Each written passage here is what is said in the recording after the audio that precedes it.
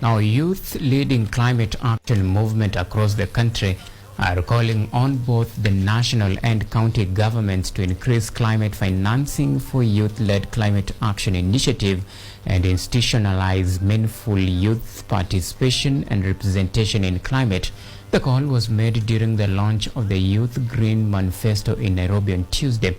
Our reporter Hassan Leo attended the event and filed the following report. We are here to endorse the Youth Green Manifesto.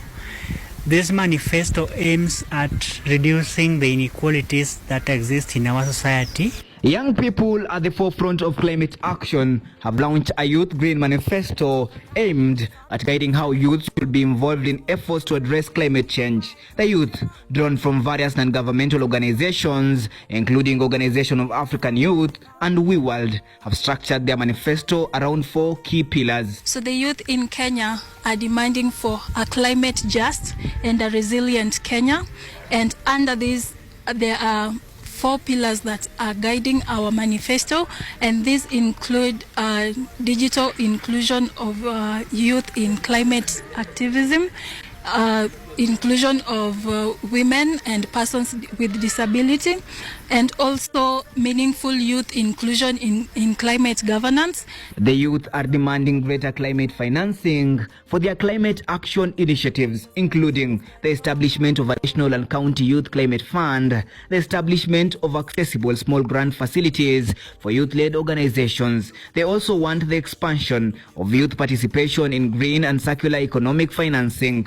In the manifesto, the youth are speaking strongly about climate finance, and they have highlighted the tedious procedures that currently revolve around climate financing, and the youth are calling for simplified climate finance so that their activities can be supported, and also they scale up their activities. We need to have a more defined climate finance at a county level, at a national level, at a constituency level, at a ward level.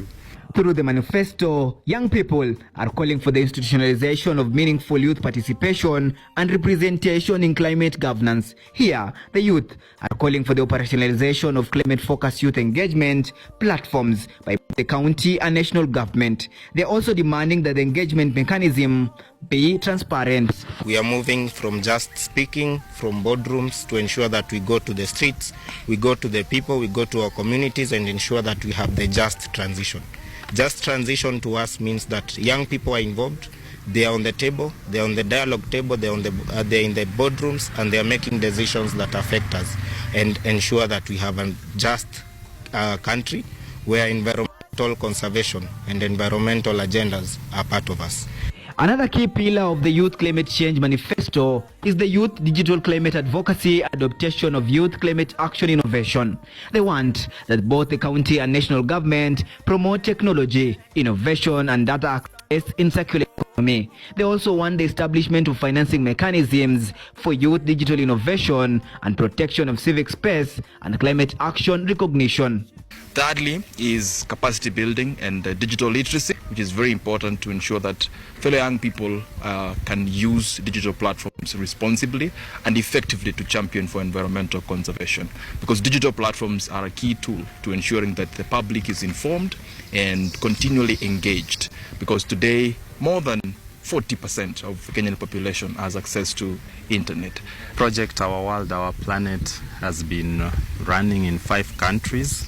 We have supported this project in Italy, Uganda, Tanzania, and Austria, and we have been working together with different organizations like Organization of African Youth Kenya, together with youth. We are highly interested in seeing youths participate in climate initiatives, environmental initiatives, and environmental actions being taken as a serious step towards sustaining our economy. The 4th pillar of the manifesto focuses on gender equality and inclusion in climate action. The youth are calling for expansion of women access to green economic opportunities, strengthening of climate resilience in informal settlements and urban planning, and the strengthening of gender-responsive climate data and research systems. Hassan Lewa, KUTV.